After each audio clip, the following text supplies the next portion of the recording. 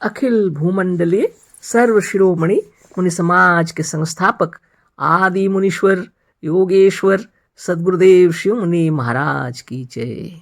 उपस्थित मुनि वृंद, साधु सज्जन वृंद, संत वृंद, साधक वृंद, आध्यात्म ज्ञान के जिज्ञासु और प्रेमियों, सभी श्रोता वृंद, आप सभी को मेरा कोटिशः नमन, सप्रेम जय जीव। तो आध्यात्मिक चर्चा चल रही है और हम लोग सद्गुरुदेव शिव मुनि महाराज रचित ग्रंथ भूत विद्या व मैस्मरिज्म के अंतर्गत आज अध्याय 4 पर चर्चा करेंगे। तो हम लोगों ने अभी तक जाना कि मैस्मरिज्म व्यर्थ ही है ना। फिर भी लिखे हैं सद्गुरुदेव इस किताब में जितने अध्याय तक, उसको तो पढ़ना ही होगा ताकि हम लोग को और कुछ ज्ञान हो जाए, है ना। अध्याय 4 पर आज मैस्मरिज्म की दूसरी विधियां गुरुदेव लिखे। हम लोगों ने अध्याय 3 में जाना कि मैस्मरिज्म व्यर्थ ही है ना, कोई लाभ उसमें नहीं है।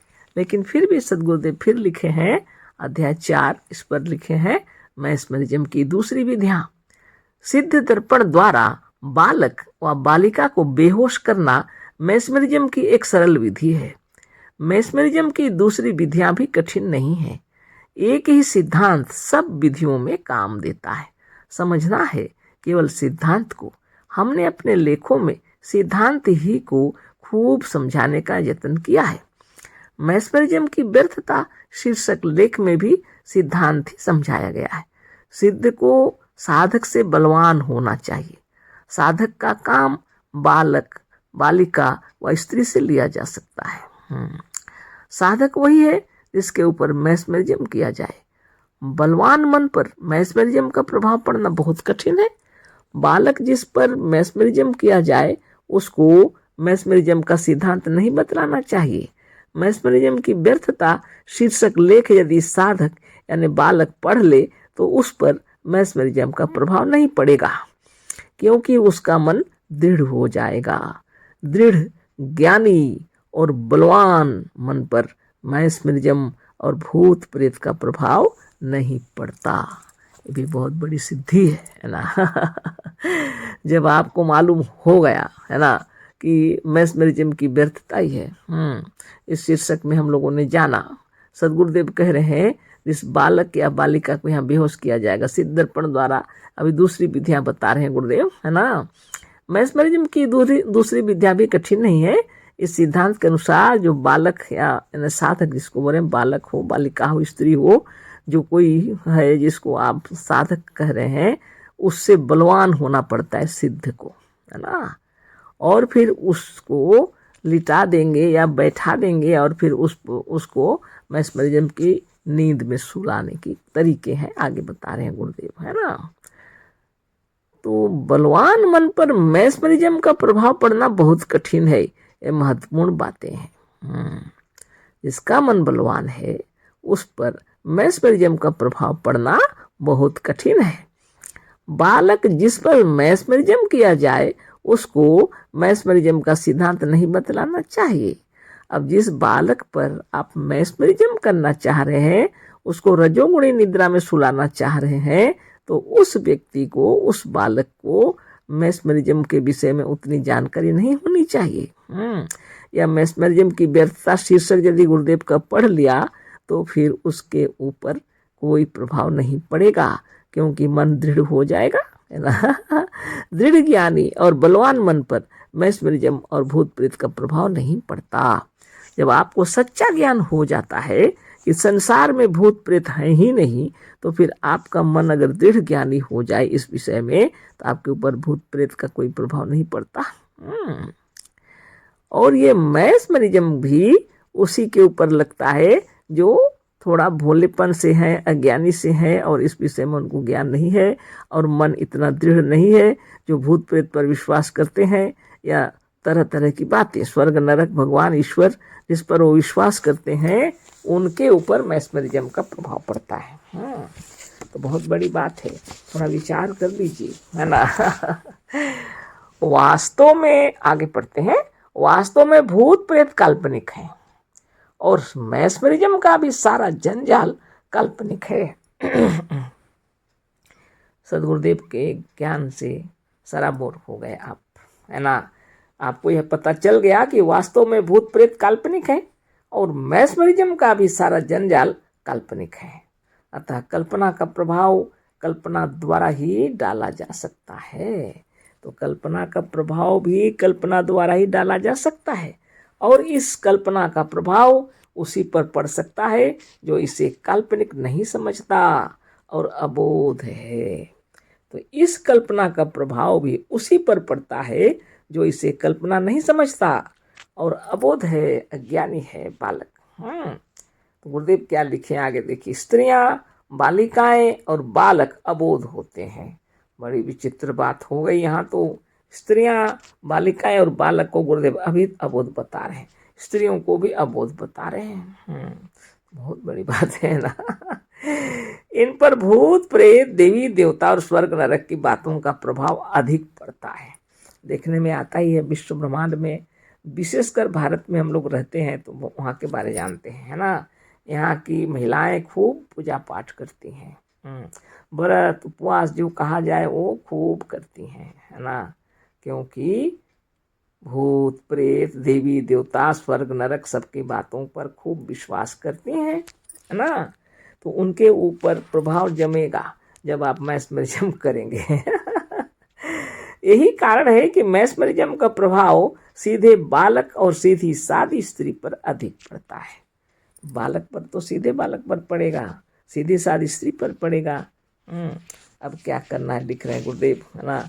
एक तख्त पर बालक को सुला दीजिए अथवा एक आराम कुर्सी पर बैठा दीजिए, पर इस तौर से बैठाने के पहले किसी तरह से उस बालक पर यह प्रकट हो जाना चाहिए कि वह बेहोश किया जाएगा और अमुक मनुष्य उसे बेहोश करेगा।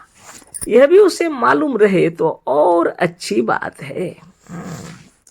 आजकल तो लोग करते हैं इलाज के तौर पर, है ना, इस तरह का प्रभाव डालते हैं और उसके बीमारी का जांच पड़ताल चल रहा है आजकल। मनोवैज्ञानिक तरीके से जो इलाज करते हैं, इस तरह से इलाज करने के लिए मैस्मरिज्म की नींद में सुलाते हैं, है ना।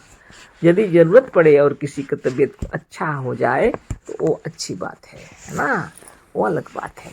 तो यहाँ गुरुदेव जो बतला रहे हैं, अगर करना है तो कैसे करना है ना। एक तख्त पर बालक को सुला दीजिए और एक आराम कुर्सी पर, या तो आराम कुर्सी पर बैठा दीजिए। लेकिन उसे ये मालूम नहीं होना चाहिए कि ये भूत प्रेत वाली बात और ये सब मिथ्या है ना।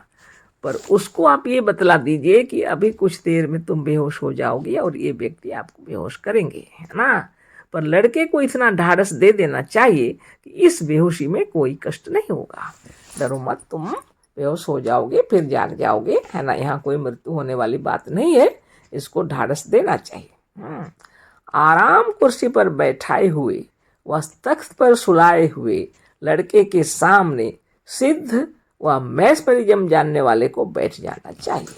अब जिस जगह पर बच्चे को बैठाए, बालक को कुर्सी पर बैठाए हैं तो उसके सामने बैठिए, तख्त पर सुलाए हैं तो उसके सामने बैठकर अपने दोनों हाथों को बालक के ऊपर फेरना आरंभ कर दीजिए। अब आप अपने दोनों हाथों को बालक के ऊपर फेरना आरंभ कर दीजिए। बहुत बड़ी बात है, ये साधारण बात नहीं है, आपको इसमें कार्य करना पड़ता है। बालक के ऊपर हाथों को ऐसा फेरा जाए कि बालक का शरीर छू ना जाए, थोड़ा ऊपर, है ना, अर्थात हाथ शरीर के 1 अंगुल ऊपर रहे। यदि बालक आराम कुर्सी पर लेटा रहे और सामने एक कुर्सी पर बैठकर बालक के सिर से लेकर पांव तक दोनों हाथ फेरा जाए तो थोड़ी देर में बालक रजोगुणी निद्रा में पहुंच जाएगा। क्योंकि उसको पता है कि यही आपको बेहोश करने वाले हैं, है ना। और जैसे जैसे हाथ फिराएगा उसका मस्तिष्क उसके अनुसार हो जाता है ना। हाथ फेरने का मतलब हाथ का पंजा फेरने से है। इतना समझा दिए हैं गुरुदेव, है ना। हथेली को ऐसे करके फेरना बता रहे हैं, हथेली को उसके ऊपर फेरना है, पंजा दोनों हाथों, है ना, पंजा उसको बोल रहे हैं। इतना सुंदर समझा रहे हैं, आप भी करके देख सकते हैं ना। यदि बालक आराम कुर्सी पर लेटा रहे और सामने एक कुर्सी पर बैठकर बालक के सिर से लेकर पांव तक दोनों हाथ फेरा जाए तो थोड़ी देर में बालक रजोगुणी निद्रा में पहुंच जाएगा। हाथ फेरने का मतलब हाथ का पंजा फेरने से है। दोनों हथेलियों को एक ही में जोड़कर और अंगुलियों को फैलाकर बालक के मस्तक से लेकर पैर तक फेरा जाए, पर फेरने वाले का पंजा बालक के शरीर से आध इंच ऊपर ही रहेगा, जिसमें उसका शरीर छू ना जाए। हाथ की अंगुलियां ऐसी रहें और इस प्रकार फेरी जाएं मानो आप अपने शरीर में से किसी वस्तु को निकालकर इस बालक के शरीर में प्रवेश करा रहे हैं। सिद्ध को यही भावना करनी चाहिए, है ना। ये बहुत जरूरी है ना। आप जो भी कर रहे हैं, है ना, आपके भीतर से प्रवाहित करना है। आपको ऐसी भावना करनी चाहिए कि हम अपने शरीर के विद्युत को निकालकर इसके शरीर में डाल रहे हैं और यह अभी बेहोश हो जाएगा, और बेहोश हो जाने पर आप इस बालक से भी वही काम ले सकते हैं जो सिद्ध दर्पण वाले बालक से लिया जाता है। इस तौर से रजोगुणी निद्रा में लाया हुआ बालक भी सब कुछ बतलाता है और मृतकों का तथा देवताओं से बातचीत कराता है। हमने ऊपर यह कहा है कि हाथ फेरते वक्त शरीर में छू ना जाए। इससे यह ना समझना चाहिए कि छू जाने से कोई बहुत बड़ा अनिष्ट होगा। देखिए, ये भी समझा रहे हैं गुरुदेव, है ना। अगर छू जाए शरीर तो कोई अनिष्ट हो जाएगा, ऐसी बात नहीं है, गुरुदेव का कहना है ना। बहुत ध्यान से आप इसको कर सकते हैं, है ना। हम लोगों ने तो जाना मैस्मरिज्म की व्यर्थता, लेकिन मान लीजिए कोई ज़रूरत पड़ जाए, किसी की तबीयत खराब है और आप उसको अच्छा करना चाहते हैं, तो ऐसी हालत में कर सकते हैं, है ना। कोई बात नहीं, कोई आवश्यकता नहीं पड़ता है। योगियों की इसकी आवश्यकता ही नहीं पड़ती है। योगी लोग अपने मनोबल से निरोग कर देते हैं, है ना। तो यहाँ भी तो मनोबल ही लगाना है ना। तो गुरुदेव कह रहे हैं अगर अंगुली छू जाए तो कोई घबराने की बात नहीं है, इससे कोई हानि नहीं होगी। आगे लिखते हैं, हम जब इसे लोगों के बहुत कहने पर किया करते थे तो ऐसे नहीं करते थे। हमने एक नई विधि निकाली थी। लड़के को एक तख्त पर चित सुला देते थे। उसे कह देते थे कि हम तुम्हारे शरीर के प्राण को धीरे धीरे पैर की अंगुलियों से उठाकर ऊपर की ओर ले चलते हैं, है ना। वो ध्यान उसको साथ में करा देते थे गुरुदेव। उनकी बात ही गजब है ना। पैर की अंगुलियों से उठाकर तुम्हारे प्राण को ले चल रहे हैं ऊपर की ओर, और वह उसमें ऐसा ध्यानस्थ हो जाता था कोई भी, तो गुरुदेव जो चाहते थे उसके प्राण को ऊपर ले जा रहे हैं ना। कोई तकलीफ नहीं होगी और अभी तुम इंद्रलोक और देवताओं को देख सकोगे। और सदगुरुदेव कहते थे देखो तुम्हें कोई तकलीफ नहीं होगी, अभी तुम इंद्रलोक और देवताओं को देख सकोगे। हम तुम्हें ले चलते हैं, तुम्हारे प्राणों को ऊपर की ओर ले रहे हैं। आंखें बंद करा देते थे, फिर उसके पैरों के नाखून को अपने दाएं हाथ से छूकर, है ना, आगे बतला रहे हैं। हम जब इसे लोगों के बहुत कहने पर किया करते थे तो ऐसे नहीं करते थे। हमने एक नई विधि निकाली थी। लड़के को एक तख्त पर चित सुला देते थे। उससे कहते थे कि हम तुम्हारे शरीर के प्राण को धीरे धीरे पैर की अंगुलियों से उठाकर ऊपर की ओर ले चलते हैं। कोई तकलीफ नहीं होगी और अभी तुम इंद्रलोक और देवताओं को देख सकोगे, है ना। ये एक नया विधि गुरुदेव बतला रहे हैं कि हम दूसरे तरीके से करते थे। बोल रहे हैं बच्चे को तख्त पर लिटा दिए और उससे हम कहते थे देखो तुम्हारे पैर की उंगलियों की ओर से अब हम तुम्हारे प्राण को धीरे धीरे ऊपर की ओर ले चलते हैं, तुम्हें कोई तकलीफ नहीं होगी, है ना। और अभी तुम इंद्रलोक और देवताओं को देख सकोगे, है ना। तो आंखें बंद करा देते थे, फिर उसको आंखें बंद करा देते थे, फिर उसके पैरों के नाखून को अपने दाएं हाथ से छू कर कहते थे कि अब हम तुम्हारे प्राणों को अंगुलियों से उठाकर ऊपर की ओर खींच रहे हैं। तब गुरुदेव कहते थे अब आंखें बंद कर लो, है ना, और उनके अंगूठे को छू करके कहते थे कि देखो अब हम तुम्हारे प्राणों को अंगुलियों से उठाकर ऊपर की ओर खींच रहे हैं। फिर नाखून के बाढ़ वाले पोर को अंगुलियों से छूकर कहते थे कि तुम्हारे प्राण को यहाँ तक खींच लाए, और इससे आगे बढ़ रहे हैं। फिर अपने अंगुलियों को मूल को छूकर कहते थे कि यहाँ तक आ गए और अब इससे आगे बढ़े। तो अंगुलियों के अंगूठे को छू करके गुरुदेव कहते थे कि अब हम तुम्हारे प्राण को ऊपर की ओर ले चलते हैं। देखो, फिर उसके ऊपर की जॉइंट पर चले जाते अंगुलियों की, और फिर वहाँ से आगे अंगुलियों की चोटी पर, है ना, पैर की, नो, मान लीजिए कि नाखून है ना, पैर के नाखून से लेकर, तो 3 जॉइंट तो हैं ही, पहला दूसरा तीसरा, तीसरे पर पहुँच जाए तो बताते थे, धीरे धीरे करके आगे की ओर बढ़ते थे, है ना। फिर अंगुलियों को छू करके कहते थे कि तुम्हारे प्राण को यहाँ तक खींच लाए, और इससे आगे बढ़ रहे हैं। फिर अपने अंगुलियों के मूल को छूकर कहते थे कि यहाँ तक आ गए और अब इससे आगे बढ़े। अपनी अंगुलियों को भी धीरे धीरे क्रमशः ऊपर ले चलना चाहिए, पर उसके बदन से छुआते और रगड़ते हुए अंगुलियों को नहीं ले चलना चाहिए। लड़के के शरीर से आध इंच अंगुलियां ऊपर रहें। बीच बीच में जोड़ों के पास पहुंचकर छूकर वह बिना छुए बोल दिया जाए कि यहाँ तक पहुंच गए तो अच्छा है। कमर से नीचे ऐसे 6 चक्र हैं, है ना। जांघ के मूल में, अर्थात जहाँ पर जांघें कमर से जुड़ी हैं, दूसरा चक्र घुटना है, तीसरा घुटने के नीचे टखने वाले जोड़ है, और जहाँ पैर का तलवा टांगों से जुड़ा हुआ है, चौथा चक्र है। जहाँ पर पैर की अंगुलियां पैर के तलवे से जुड़ी हुई हैं, अर्थात अंगुलियों का मूल। 5वां चक्र अंगुलियों का मध्य देश है। 6ठा चक्र अंगुलियों का सिरा है, जहाँ पैर की अंगुलियों का नख है। इसी 6ठे चक्र से धीरे धीरे अपने हाथ की अंगुलियों को ऊपर ले चलना, और चक्र के पास पहुँचने पर बोल देना चाहिए कि अब हम यहाँ तुम्हारे प्राणों को लेकर पहुंच गए, है ना। आज्ञा चक्र, विशुद्ध चक्र, अनाहत चक्र, है ना, मणिपुर चक्र, स्वाधिष्ठान चक्र, मूलाधार चक्र, इस तरह से चक्रों का नाम है। और इसी जॉइंट के साथ में ऊपर ले चलते हैं गुरुदेव, है ना। उसको चक्र की बात नहीं बता रहे हैं, लेकिन बता रहे हैं हम यहाँ से यहाँ ले जा रहे हैं तुम्हारे प्राणों को।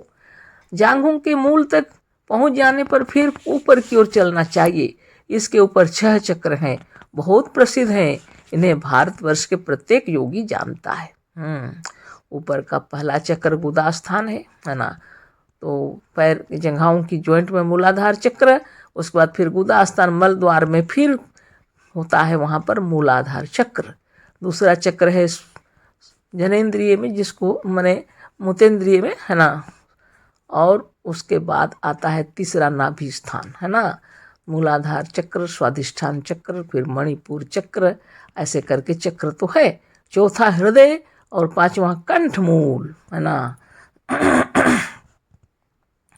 इसके ऊपर 6ठा चक्र ललाट का वह स्थान है जो नाक के ऊपर, ललाट से नीचे और आंख की दोनों भुरीचों के बीच में है। इसे त्रिकुटी कहते हैं ना। आज्ञा चक्र है, कहते हैं धीरे धीरे सब चक्रों पर उपर्युक्त प्रकार से बोलते हुए यहीं आना चाहिए। आज्ञा चक्र पर, है ना। यहाँ आज्ञा चक्र पर लाकर पहुँच कर उसे मध्यमा अंगुली से छूकर कहना चाहिए कि अब हम यहाँ तक तुम्हारे प्राणों को खींच लाए, है ना। यहीं आँखों को बंद किए ध्यान से देखो। अब तुम यहाँ पर आंखें बंद करके ध्यान से देखो। इंद्रासन और इंद्रलोक दिखलाई देगा। थोड़ी देर में बालक कहेगा कि हम इंद्रासन या इंद्रलोक देख रहे हैं। जब वह कहे तो यह जान लीजिए कि अब इस पर आपके मैस्मरिज्म का प्रभाव हो गया, है ना। और साधक यानी बालक रजोगुणी निद्रा में सो रहा है। अब इंद्र द्वारा जिसे चाहे बुला ले, इंद्र से या बुलाए हुए मृतक का व देवताओं से जो चाहिए पूछे, लड़के को स्वयं जहाँ चाहिए भेज दीजिए, वह क्षण भर में लाखों और करोड़ों मील पर पहुँच जाएगा। इसमें भी सब वही बातें हो सकती हैं जो सिद्ध दर्पण द्वारा होती हैं। बहुत से लोग इस तरह से बालक को जब हाथ फेर कर बेहोश कर लेते हैं तो इंद्रलोक, मंदिर या वृक्ष, हनुमान जी या महादेव जी की बात नहीं पूछते कि तुम देख रहे हो या नहीं, पर ऐसा पूछना अच्छा है ना। इससे ज्यों ही बालक कहता है कि हम इंद्रलोक, मंदिर या वृक्ष देख रहे हैं तो आपको तुरंत मालूम हो जाएगा कि बालक बेहोश हो गया। वैसे जल्द मालूम नहीं होता कि अभी बालक मेस्मरिज्म के प्रभाव में आया। तुरंत मालूम नहीं पड़ता है ना, वह नहीं आया, इसलिए पूछ लेना चाहिए। अतः यह प्रणाली ठीक है। सदगुरुदेव बहुत सुंदर तरीके से समझाए हैं। यह एक विधि है और पैर की चोटी की अंगुलियों से लेकर के पर ज्वाइंट पर लेकर के चढ़ाते हुए आ गए आप त्रिकुटी यानी आज्ञा चक्र पर। यह प्रणाली ठीक है बोल रहे गुरुदेव। और बहुत से लोग यह भी जानना चाहेंगे कि बालक को होश में लाने का क्या तरीका है। बहुत से लोग जानना चाहेंगे है ना कि बालक को होश में कैसे लाया जाएगा, इसका क्या तरीका है। होश तो थोड़ी देर के बाद आपसे आप भी हो जाता है, पर प्रतीक्षा की आवश्यकता नहीं है। जिस तरह से हाथ फेर कर आपने बालक को बेहोश किया है, उसी विपरीत हाथ फेरने से, उसके विपरीत तरीके से हाथ फेरिए, ऊपर से नीचे की ओर ले जाइए, है ना, बालक को होश आ जाएगा। पर उतरते वक्त उतना धीरे धीरे हाथ फेरने की आवश्यकता नहीं है, इसमें कुछ शीघ्रता होनी चाहिए। चढ़ाते समय धीरे धीरे लेके चलना पड़ता है, उतारते समय इतना धीरे नहीं। उतारते वक्त बालक से कहिए कि अब हम तुम्हें होश में ला रहे हैं और चढ़ाए हुए प्राणों को अब नीचे उतार रहे हैं, है ना।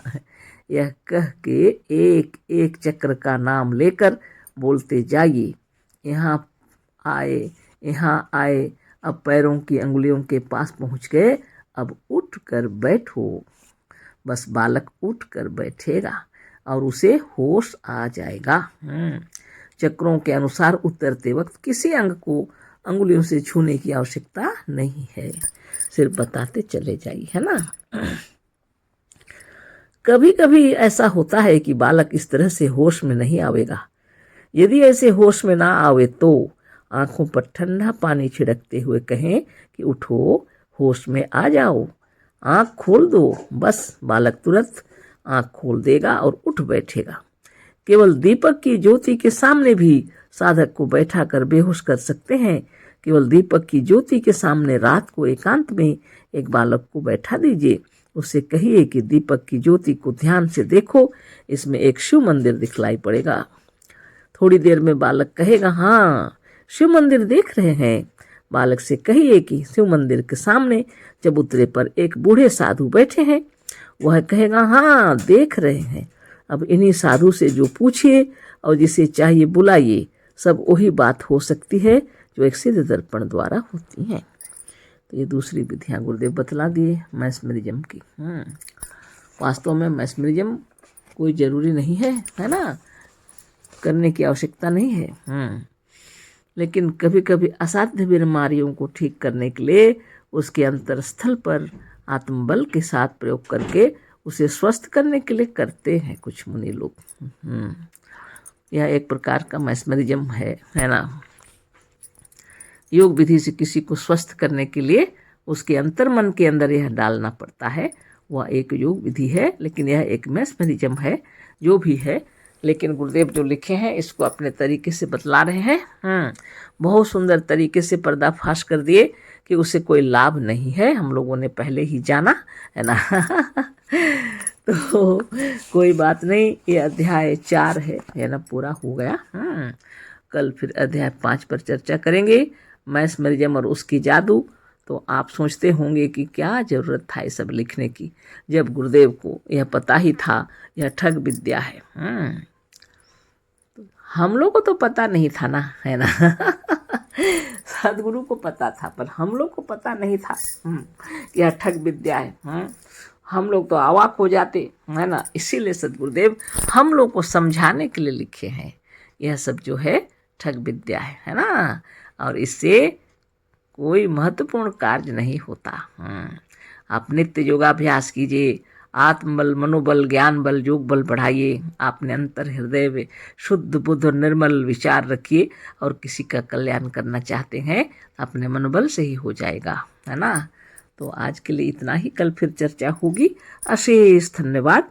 कोटि नमन, सप्रेम जय जीव। सद्गुरुदेव शिव मुनि महाराज की जय।